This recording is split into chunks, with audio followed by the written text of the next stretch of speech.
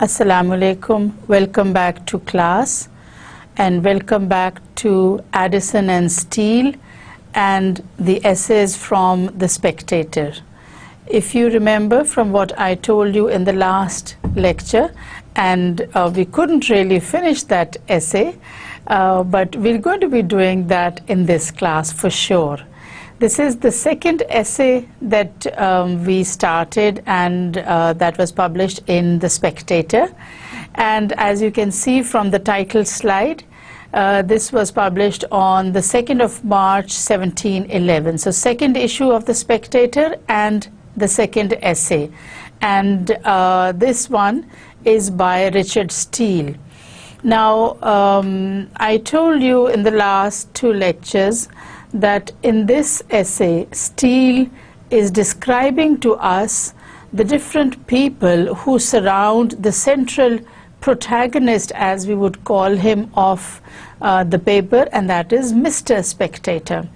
So the people who belong to the Spectator Club are described in various ways.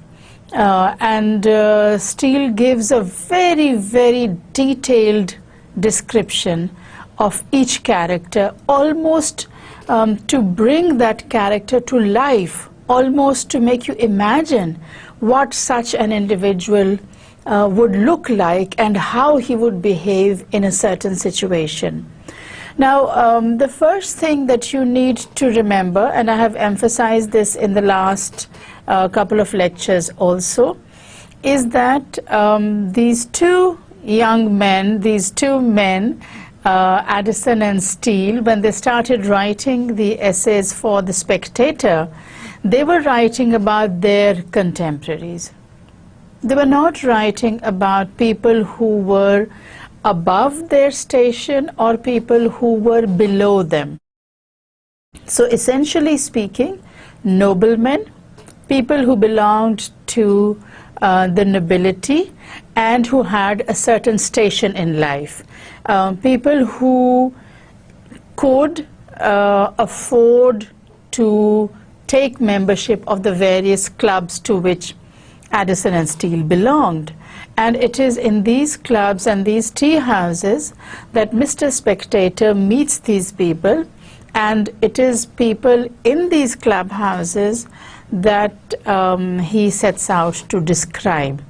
And he starts off with, and let me just quickly recap what we did in the last lecture. He starts off with a detailed description of Sir Roger de Coverley, and that is followed by a very detailed description of a gentleman whom he does not name. And I told you before also that this is a very unique characteristic of Richard Steele, that without naming his character, he gives such a detailed description that the reader can imagine very easily what such and such a person would be like. So he describes Roger de Coverley, he describes this other gentleman whom he does not name, and then he moves on and he describes Sir Andrew Freeport, of whom the most significant thing is that he's a merchant and what you would call these days a big businessman who is involved in import and export of different goods. And Steele says that Sir Andrew Freeport is such a big businessman that he refers to the sea as the British Common, as the place, the playground where his teams are playing. And his teams, you know, are the different ships that go from England and that return to England with cargo that is required by Englishmen and Englishwomen. And this description of Sir Andrew Freeport is followed by that of Captain Sentry. And Captain Sentry, having served for some years in the army, Steele tells us a little about his background. And the most significant characteristic of Captain Sentry, which Steele says is the fact that he is Sir Roger de Coverley's heir and son. and the fact that he is very outspoken. He is not the kind of person who will keep his thoughts and ideas to himself, but he will definitely share them with other people, because he believes that in order to get anywhere in the world, you need to be aggressive. And especially so is this true if you want to join the army. If you are the kind of person who sits in the corner and who doesn't try to assert his personality, then he says you will continue to sit in the corner. Now these, mind you, are Captain Sentry's viewpoints. So because he has spent a few years in the army, he knows what things are like, and so whatever he says is based on the experience that he gained in the army.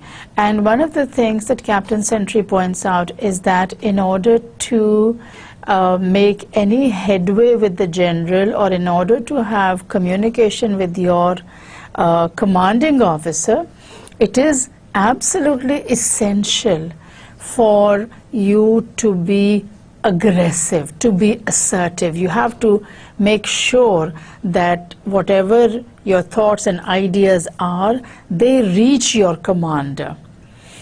Because there are many people who are trying to communicate with the commander, to reach the general, to have the general's ear, as they say. And so it's rather difficult, but in spite of that difficulty, it's something that has to be done. A commander and a junior officer have to have communication. So if you are not aggressive, you will not get anywhere in the army, or in the world for that matter.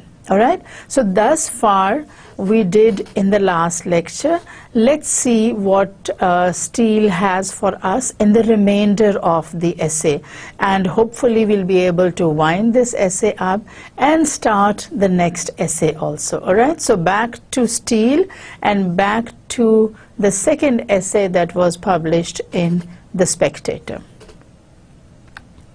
So mind you, he's still describing those who surround him, those whose company Mr. Spectator keeps, those who come from different, let's say, parts of England, but who gather in the club, and who represent different walks of life, and most important of all, from whom Mr. Spectator gathers his impressions of society and his ideas and thoughts. So now that he has given us description of the different people in the club, he moves on to a man of a slightly different kind.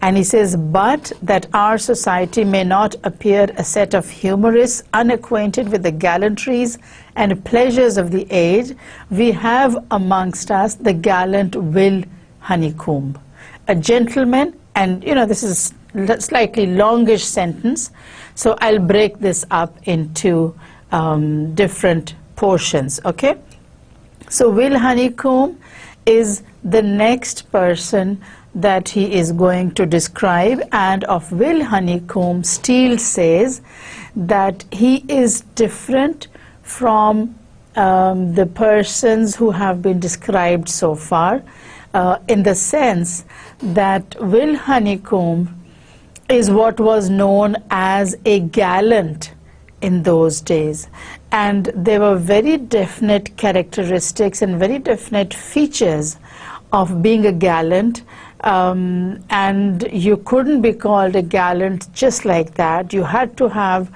certain features as a part of your personality in order to be known as a gallant. So what are those features and what are those characteristics? Steele is going to describe for us. A gentleman who, according to his years, should be in the decline of his life. So Will Honeycomb is no longer what you would term young, as in not in his 20s or 30s. So having been ever very careful of his person and always had a very easy fortune, time has made but very little impression. So Will Honeycomb is not the kind of person who gets lines on the forehead or whose skin starts to sag or whose intelligence is, let's say, marred, or whose intelligence is impacted by the onset of age. So he's no longer young, and yet he has taken great care of his body, as he says, being ever careful of his person, his physical self, his body.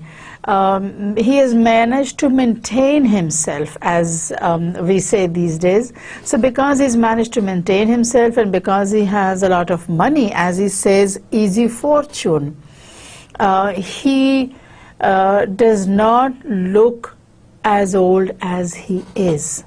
Now this is an important point. Those of you who are aware of the influence of your lifestyle on your physical appearance will know that the deterioration of your body is directly dependent on the lifestyle that you adopt for yourself.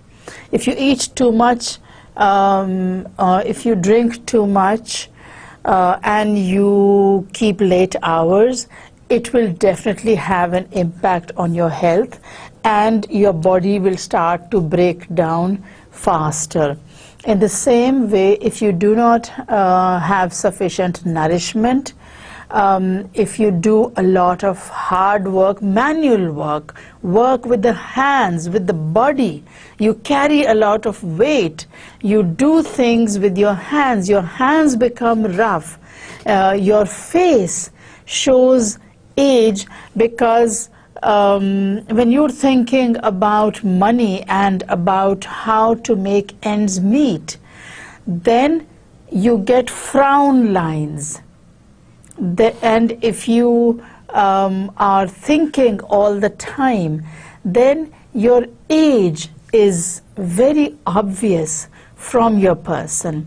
So when we think of people who are, let's say, poor and who do not have enough to eat, who do not have enough time to rest, you see that they bend over with age very quickly.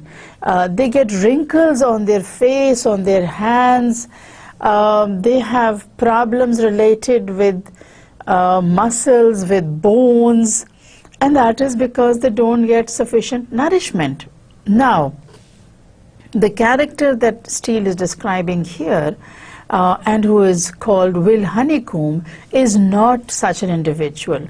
He has been very careful about his appearance, and because he's had money and he has not had to work, therefore he could afford to spend time and money and effort on his physical appearance. So there are no wrinkles on the face and traces in the brain. These traces in the brain would refer to slowing down of the mental faculties. All right? So this is the description that he gives you about Will Honeycomb, and he's going to describe his character and person in detail a little later. Now, the technique that Steele adopts is he first gives you the physical appearance, how that individual appears at first glance, and then he moves on to a description of the nature and temperament and the social status that he occupies. So he has a very definite format that he is following for each of the description that he gives. Okay, so back to Will Honeycomb, and let's see what more Steele has to say for him. His person is well turned and of a good height. Well turned would be well dressed, always well dressed.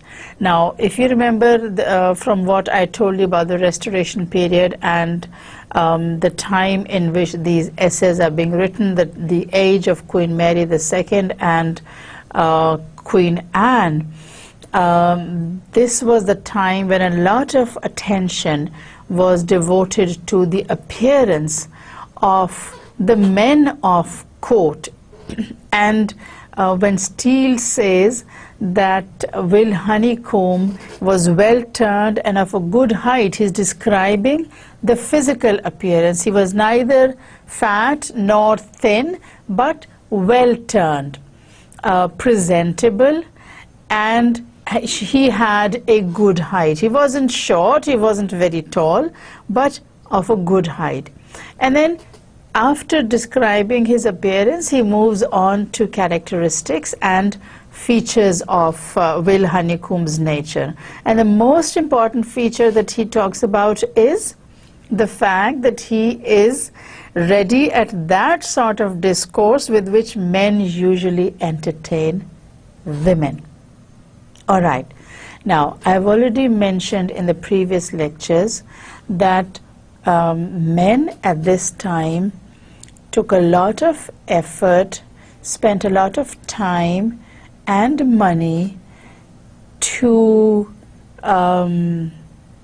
dress themselves in a certain manner and, in short, to present themselves in a manner which would be acceptable in society. And the society that Steele is talking about is upper class society, the elite, the aristocracy, where there was a definite code of conduct, and this code of conduct involved dressing in a certain manner, speaking in a certain way. And so Will Honeycomb has the ability to converse with women on topics that are of interest to women and in a way in which he can make women happy. So he's a gallant, remember. He's a gallant, and as a gallant, he pays attention to whatever the fairer sex demands. And you know, that is how women were being referred to in the time of Addison and Steele.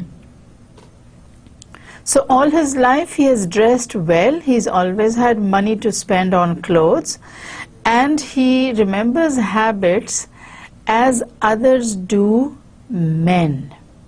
So he is wonderful at following the etiquette, at following the proper code of conduct. He behaves in the way that is acceptable to women. He talks on topics that make women happy and that women can converse about.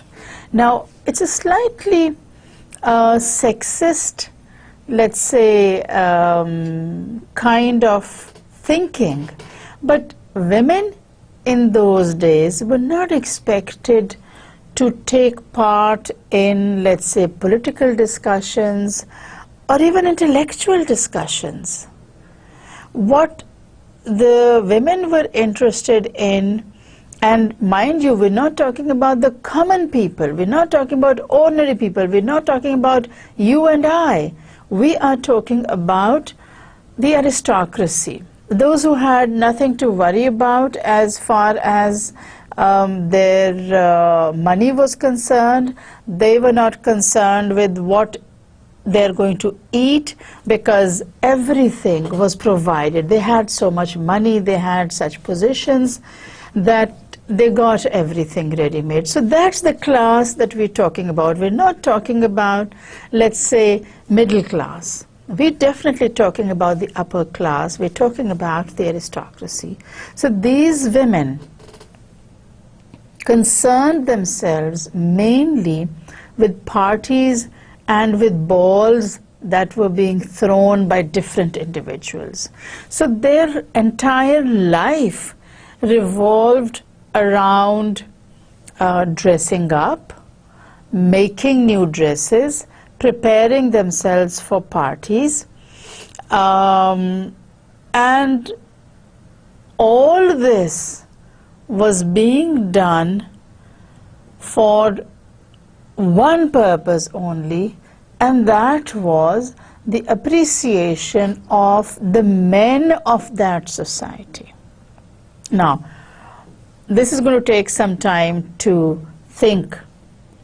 The women were doing everything to please the men, and the men were doing everything to please the women. So this is interlinked. It's like a vicious circle, one thing leading to another, and that leading back to the first thing. So the women doing everything to please the men doing everything to please the women, and that is all that they were concerned with. So a lot of time and effort was spent in doing what was expected. What was expected was that they would have a lot of clothes, that they would take a lot of trouble with their appearance, that they would know how to dance, they would know how to conduct themselves in polite society, they would know how to hunt, and that was about it. So men and women both tried their utmost to come up to each other's expectations. So these expectations were what the other party expected. Men expected women to behave in a certain manner, and women expected men to behave in a certain manner. So the two parties were sort of interdependent. So Will Honeycomb is the kind of person who does what women want him to do, who can please women because he takes care of his appearance, he always has money, he dresses in a way that is expected of his status in society, and he converses with women in a way that gives them a sense of importance, makes them feel important, and that obviously makes the women very happy. He knows the history of every mode. Now here you have a further detail of what the society of that time expected and what it entailed to be a gallant living in those times. So he says he knows the history of every mode, every fashion that came to England. Will Honeycomb not just followed the fashion and knew the fashion, he knew why the fashion had come and where it had originated. And then, as now, fashion in England depends on what is fashionable in France. Englishmen, Englishwomen have always been sort of impressed by the French, and the center of fashion has always been Paris. So when Steele says that Will Honeycomb knew the history of every fashion, he's talking mainly about appearance, and in appearance the most significant feature is your dress. So let's see what aspects of dress Will Honeycomb knows about. Now, he can inform you from which of the French king's wenches our wives and daughters had this manner of curling their hair, that way of placing their hoods, whose frailty was covered by such a sort of petticoat, and whose vanity to show her foot made that part of the dress so short in such a year. Right. Now, when you know the history of fashion, then you know where a particular fashion originates and why it originates. So you see Richard Steele here making gentle digs at the amount of time and money and effort that was spent in doing what fashion demanded. So if the French king's mistress or the French queen curled her hair in a certain manner, all the women in the aristocracy in England had to have their hair curled in the same way. Okay, the girls out there, you young ladies will be more familiar with this. When Princess Diana married Prince Charles, there was a certain hairstyle that she adopted. And that hairstyle came to be known as the Diana cut, and everybody wanted to have that cut. In the same way, you young men will know that whatever a celebrity is wearing, you want to adopt that fashion. These days, of course, our fashion comes through the internet. Our fashion comes through cable television. Whatever we see people in the West doing, we follow and we adopt that manner without thinking of whether it applies to our status or whether it applies to our economic condition or our place in society. Regardless of that, we start to follow fashion. But then the good thing is that we're not the only ones. Even way back in history, fashion has always been there. It has always existed, and people in one part of the world have tried to adopt for themselves what is happening in other parts of the world. So where do all our fashions come from? All right, you tell me. Yes, from the cable television, but what country? Across the border, India. So whatever is being done in India becomes fashionable in Pakistan. And it's the same there also, because just as we look across the border, the Indians look across their border, they see us and they adopt our manner.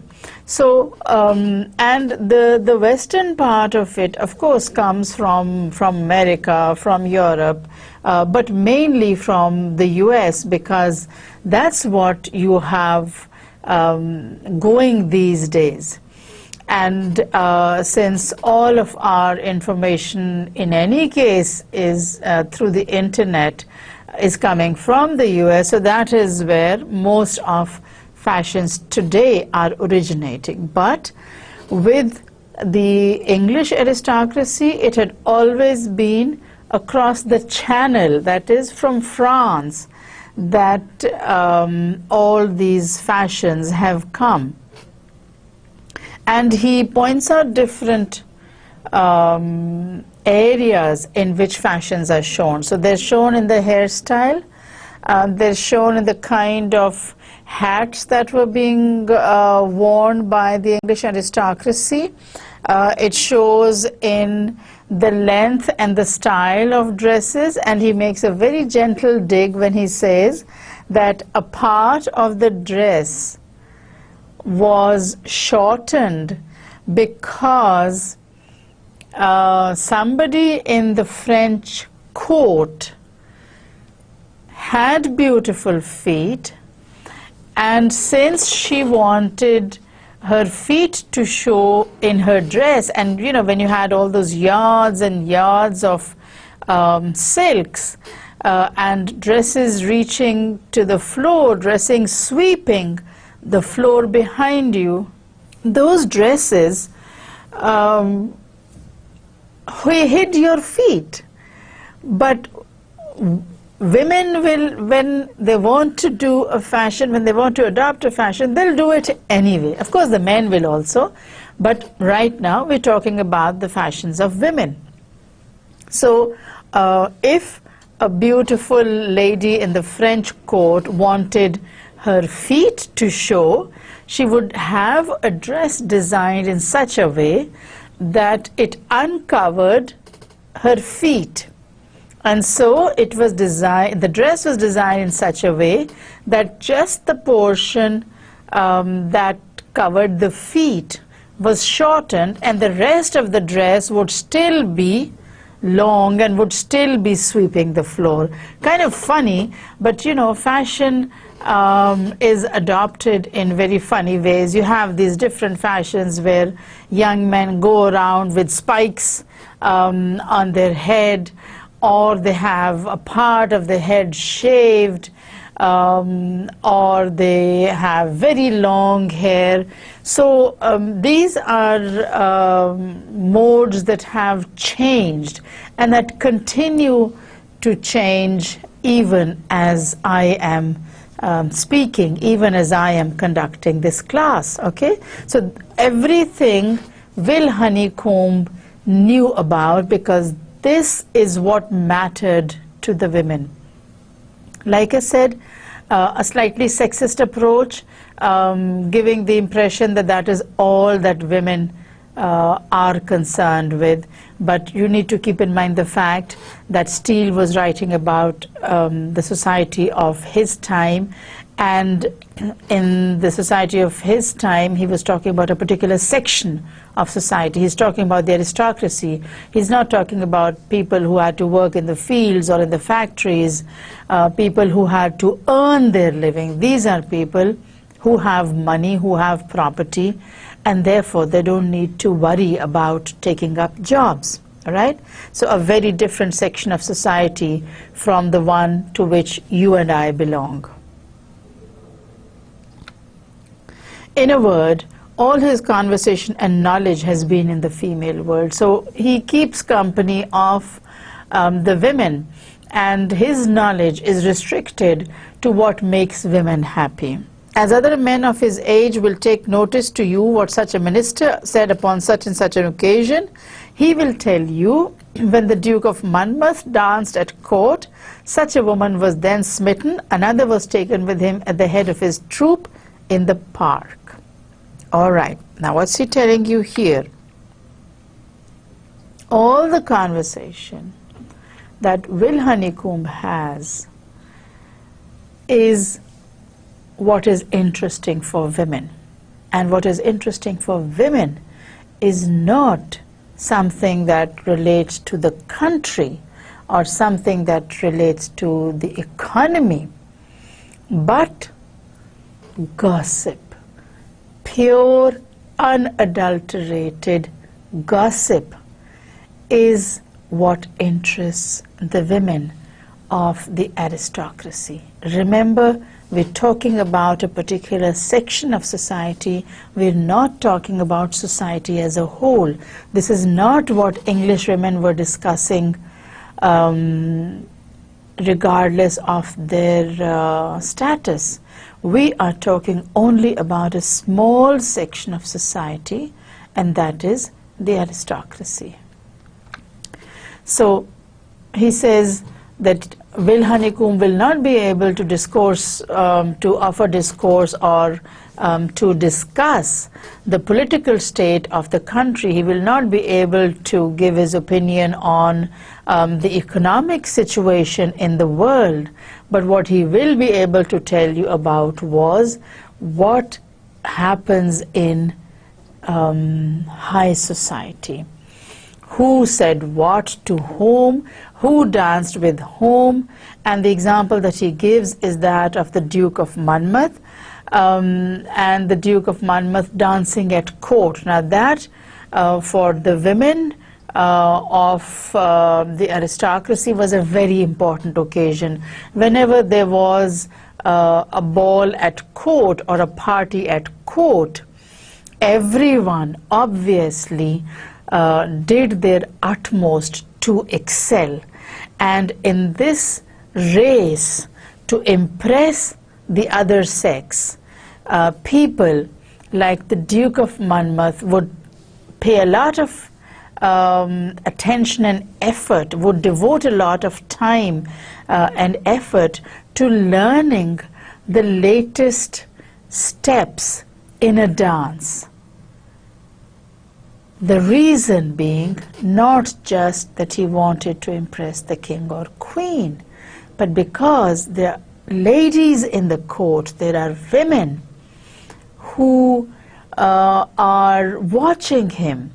So the incident that he refers to is where the Duke of Monmouth danced at court, and on the basis of his dance, such and such a lady fell in love with him. What a reason to fall in love.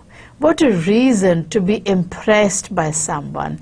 But that's high society for you. And then another example that he gives, and that was again something that was done by high society, was taking a walk in the park.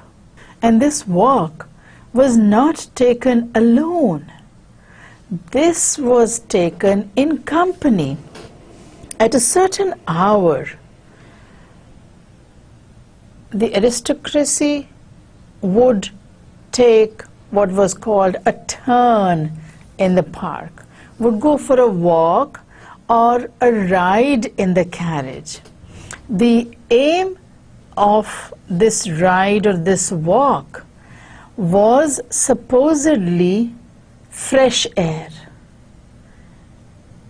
But the way that they dressed themselves, you didn't think that fresh air was what they wanted. What they wanted was to be noticed.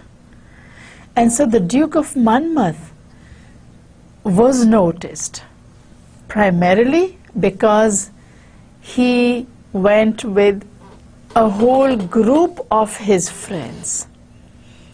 And these friends would also be dressed in the same way. So there was this sort of rat race to outdo each other in appearance, in following the fashion. And that is what Will Honeycomb is concerned with. That's what he knows about. Who is talking to whom? Who has fallen in love with so-and-so? Who was wearing what color? What kind of dress? Why was she wearing it? What kind of a fan was so-and-so holding? These are the things that interested Will Honeycomb, and that was why he was very popular with the ladies. In all these important relations, and you see how Steele is being ironic here when he says, in all these important relations, he has ever about the same time received a kind glance or a blow of a fan from some celebrated beauty, mother of the present Lord such and such a one. So he's relating this gossip about the Duke of Monmouth to whom? To the women. He's not talking all the time to the men, he's talking to the women. So he needs to be fluent in what interests women, not what interests men. So that is what he concerns himself with. And while he is relating this gossip, as Steele calls it, important relations. Now these are not relations as in relatives. These are stories that are being related. This is gossip that is being related. So when he is narrating these incidents and these events, the women smile at him, they laugh at his jokes, and they would even hit him with their fan. And you know, this fan is the hand fan that all aristocratic women carried at all times, because they could feel warm all the time, and so they would fan themselves quickly and say, oh, you know, I feel so ill.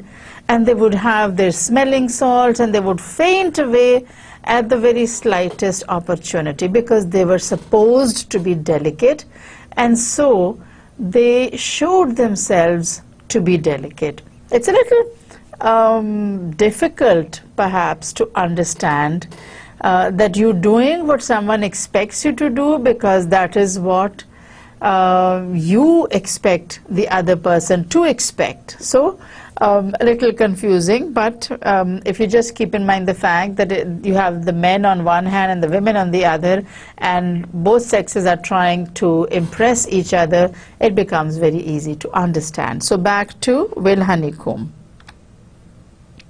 If you speak of a young commoner that said a lively thing in the house, he starts up, he has good blood in his veins, Tom Mirabell begot him, the rogue cheated me in that affair, that young fellow's mother, etc., etc. So back to Will Honeycomb. Yes, Will Honeycomb, we're still discussing him. And he says, even if you try to introduce a serious topic, he makes a sort of scandal out of it. He makes it all into a joke. So if you have two men who are discussing what was being discussed in Parliament, what was being discussed in the House of Lords or in the House of Commons, he would say, oh yes, I know such and such a person. You know, he is the illegitimate son of so-and-so. What a thing to say. But like I said, Will Honeycomb will make scandals the way you and I make conversation. You introduce anyone's name and he has a scandal to relate. You take any person's mention and he has gossip to relate about him. So if you talk to him about what happened in Parliament and what important issues were being discussed and how such and such a person made a very strong speech, he will not discuss the speech. He will discuss the person who delivered the speech, and not from the point of view of his speech. What concerns him is the scandal that surrounds that individual, the gossip that is available about that individual. So he does not have any what you'd call seriousness of purpose. He is discussing scandal, he is interested in gossip, and that's it. He's not interested in the serious side of life. He's not interested in what is happening in Parliament, what is happening beyond the borders, what the military situation is like, what the economics, where the economy is heading, what England should do about the countries in Europe. None of this interests him. All that interests him is scandal and gossip, gossip and scandal. So there's not one of the company but myself who rarely speak at all, but speaks of him as of that sort of man who is usually called a well-bred, fine gentleman. I thought gentlemen were men who were polite and who knew how to conduct themselves in society, not the kind of man who is interested only in gossip and scandal. But the definition of a gentleman has changed in the time of Steele and that of Addison. So that now a man who spends a lot of time and money and effort on his dress is a gentleman. A man who gossips is a gentleman. A man who makes scandals about other people is a gentleman. A man who wants to impress ladies is a gentleman. A man who can hunt is a gentleman. A man who can dance is a gentleman. That is the definition of a gentleman. And Mr. Spectator says that Will Honeycomb is a gentleman. All of us acknowledge him as a gentleman. There's hardly anyone who will say that Will Honeycomb is not a gentleman. To conclude his character, where women are not concerned, he is an honest, worthy man. What a thing to say. So he cannot be trusted with women because he's trying to please them all the time. And what Steele is saying here, and what he's conveying to us through Mr. Spectator, is that he is an honest man, he is worthy, but only in the company of men, not where women are concerned. I cannot tell whether I am to account him whom I am next to speak of as one of our company. And now that he has spent a lot of time on discussing Will Honeycomb, he moves on and he says, you know, there is another man whom I am going to describe, and I don't know whether I should say that he belongs to our group, but I am going to describe him. For he visits us but seldom, but when he does, it adds to every man else a new enjoyment of himself. So this man does not really belong to that select group that Mr. Spectator is describing, in the sense that he's not there every day. He visits rarely, but he always presents himself in such a way that everyone considers him as a part of the group. So he's a clergyman, a very philosophic man, of general learning, great sanctity of life, and the most exact good breeding. So thus far he has described his clergyman. Now a priest does not really fit into the aristocracy, and that is why he says, I don't know if I should say that this man belongs to our company or not, but whenever he does appear, we consider him as one of us, and therefore I'm going to describe him. So he says that this man is a clergyman, a philosopher, and one who's had very good upbringing, although he has the misfortune to be of a very weak constitution, and consequently cannot accept of such cares and business as preferments in his function would oblige him to. And he gives a little detail of that. He is therefore among divines what a chamber councillor is among lawyers. So he's a priest. Yes, we know that. But he's a priest with a difference. Priests go out and work with the common people. Being a priest involves a lot of responsibility, involves a lot of hard work, involves long hours. But this clergyman that he's talking about does not do all this because he doesn't enjoy good health.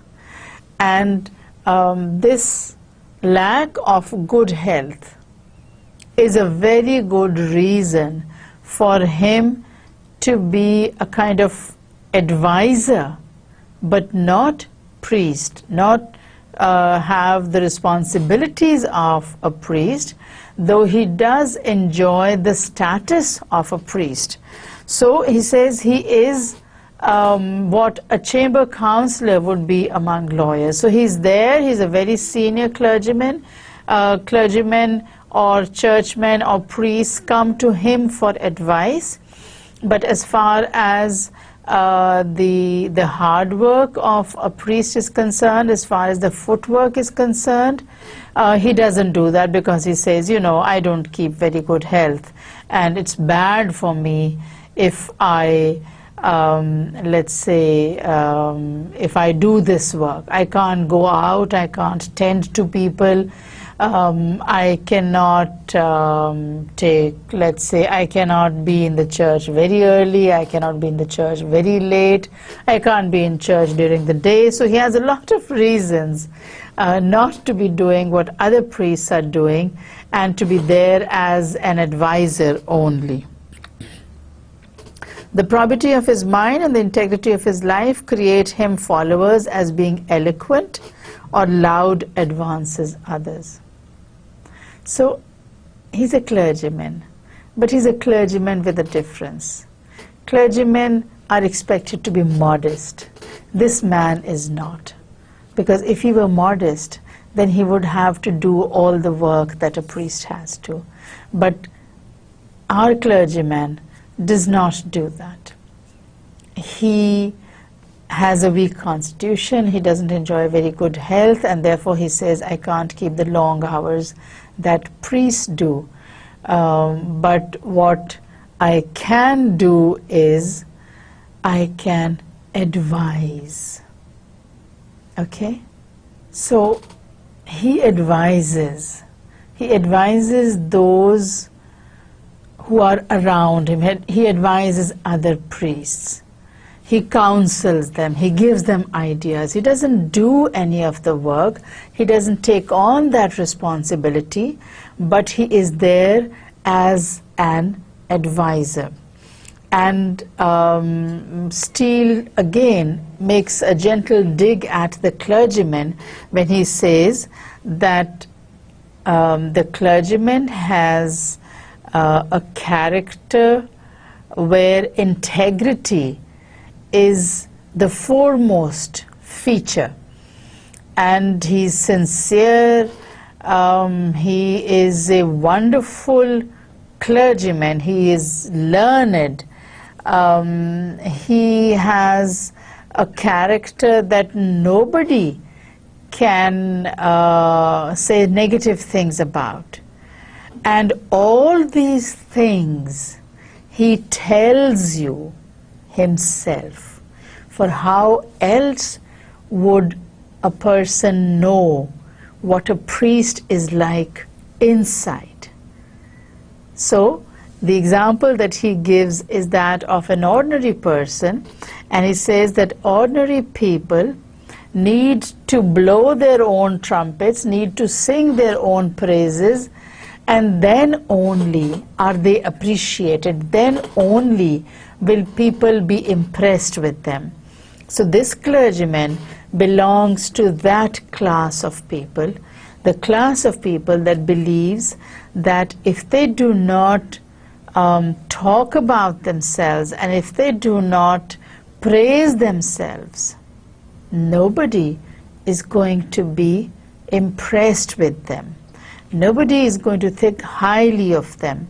Again, Steele, in the form of Mr. Spectator, is trying to show us that what succeeds in this world is aggression, is assertiveness. You have to impress people by telling them how good you are. Ordinarily, you would preach modesty. But the times in which Steele lived and the company in which Mr. Spectator moves demands that he conduct himself in a certain way. And so what he is saying and what he's doing is conforming to the expectations of society.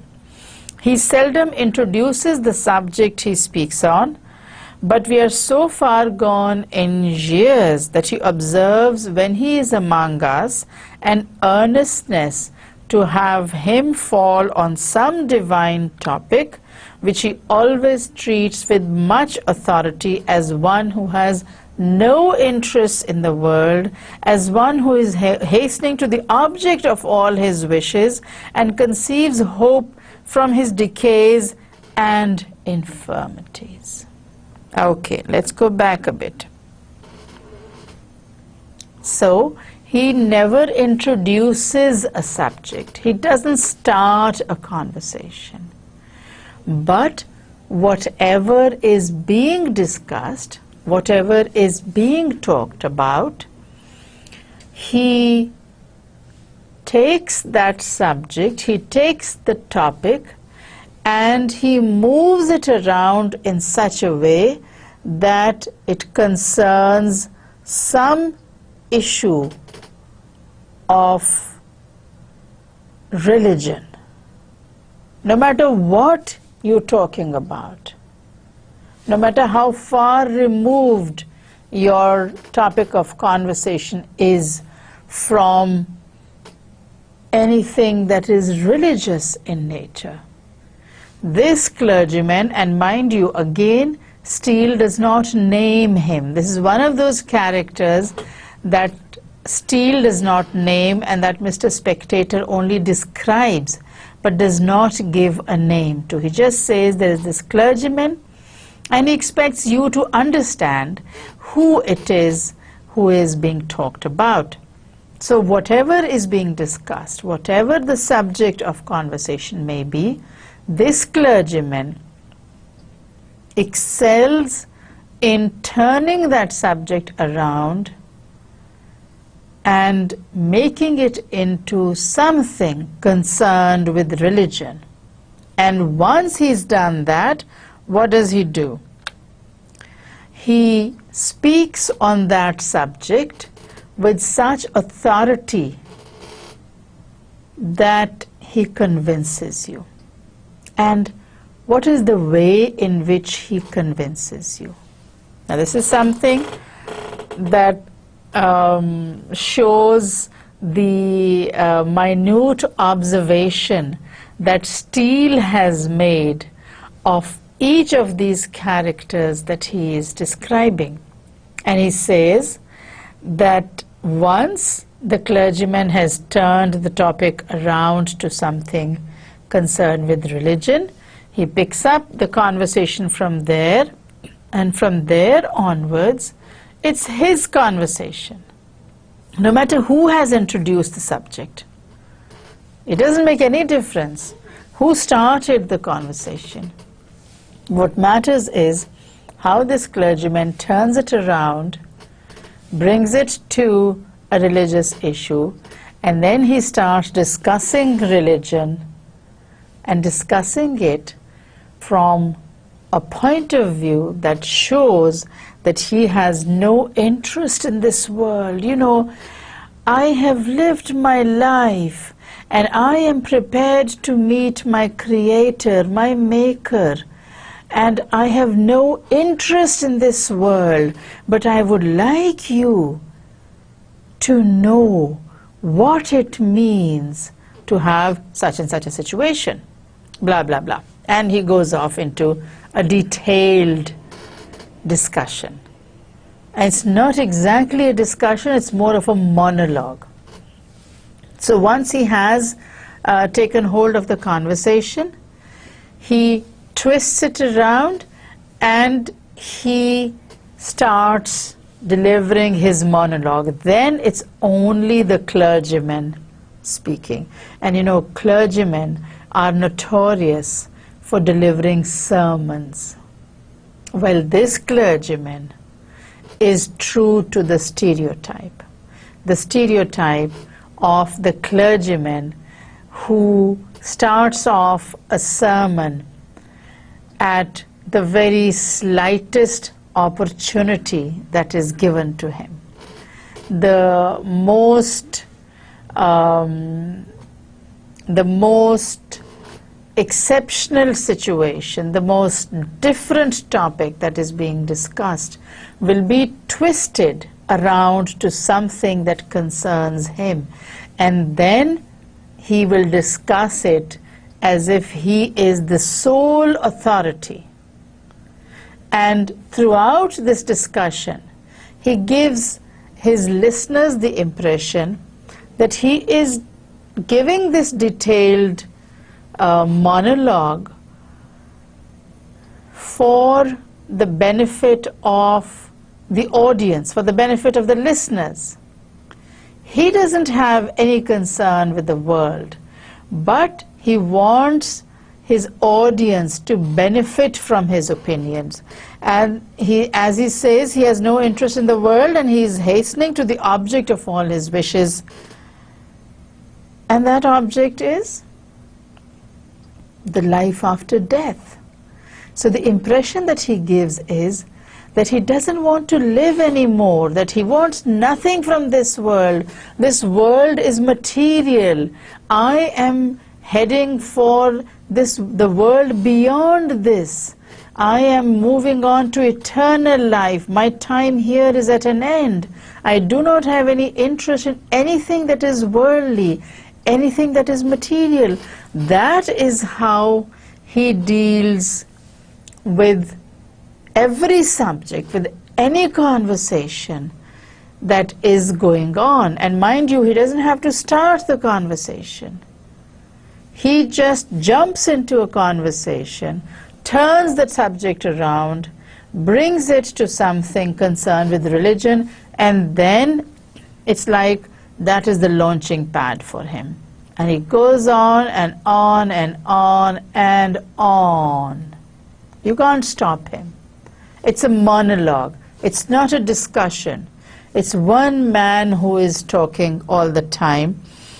And his theme is, you know, I don't have much longer to live in this world, and I'm making preparations to meet my Maker, and I just hope that I am forgiven and that I go to paradise and that I do not have to suffer, because, you know, I am a sinner and I have done wrong things and I have done bad things.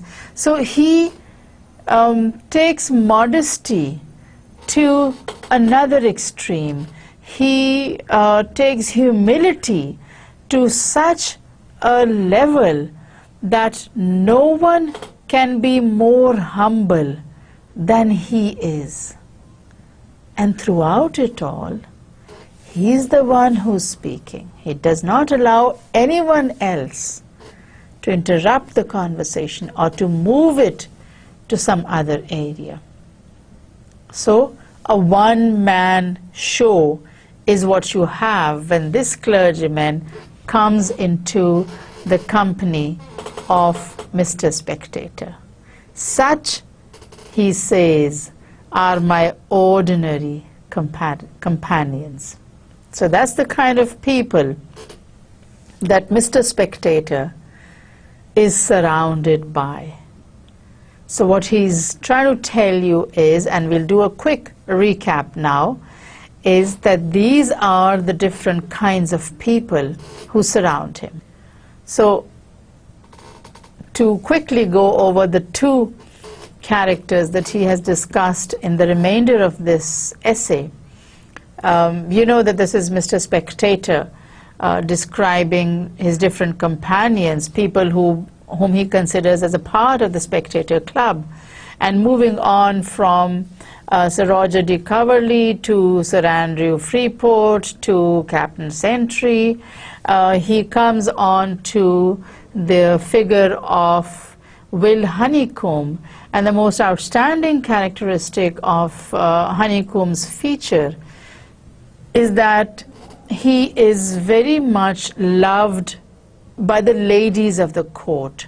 The reason being, he interests himself in whatever interests women. So if they're interested in hairstyles, he knows everything about hairstyles. If they're interested in dresses, he knows everything about the dresses. He knows who brought the fashion from France to England. He knows why it was brought. He knows the person who originally started this fashion in France, and he knows the reason why it was originally begun in France. So all this, because it interests the women who are around him, the women of the aristocracy, the women of high society. Therefore, Will Honeycomb interests himself in all these things. He interests himself in gossip, and he has gossip about everyone. He interests himself in scandals, and he can make a scandal about anyone in a minute. You tell him anyone's name, and he'll tell you the scandal behind that individual. Whether it is true or not, you don't know. But Will Honeycomb will provide something that is interesting, something that is juicy. Now, from Will Honeycomb, Mr. Spectator and Richard Steele move on to description of a clergyman of whom Mr. Spectator says, I don't know whether I should actually say that he is a part of our club, but whenever he appears, he is considered one of our group. And then he moves on to a brief description of this clergyman, and the most outstanding feature of this description is that Richard Steele does not give him a name. Mr. Spectator does not give him a name. He just identifies him as a clergyman who visits their club and who is not an ordinary priest in the sense that he does not have a lot of work to do. What he does do is he works as a kind of advisor to the priest, to the clergyman, and thereby he has a very important position, but he doesn't have any responsibility. There are no tasks that are assigned for him. And another thing that differentiates him from the other people in Mr. Spectator's company is that whatever conversation he is a witness to very soon becomes a monologue, because this clergyman would very insidiously insert himself in the conversation and turn it around to something concerned with religion in such a way that he starts speaking on something to do with religion, and the manner that he adopts is that of a person who has no interest in the world and who only wants to enlighten people with his knowledge, with his ideas and thoughts. That's the only thing that concerns him, because this clergyman makes himself out to be a great sinner and gives the impression in his speech that he has spent whatever time was given to him in this world, he has no interest in the world, and he's only preparing to meet the Creator. In other words, he's waiting for death. And because he thinks that he has so much experience, he wants to share his opinions, his ideas with those around him. So throughout it all, he gives the impression that whatever he's saying is for the benefit of his audience. He doesn't give the impression that is real, and that is, he loves the sound of his own voice. He wants to be the speaker. That's what he's actually like. But Mr. Spectator says, whenever this clergyman visits our club, we consider him a part of our group, because there are so many diverse natured people who comprise of this group. And this clergyman is another such person, and so we have absolutely no problem in accepting him as a part of our group. That's all for now. Thank you very much, and Allah Hafiz.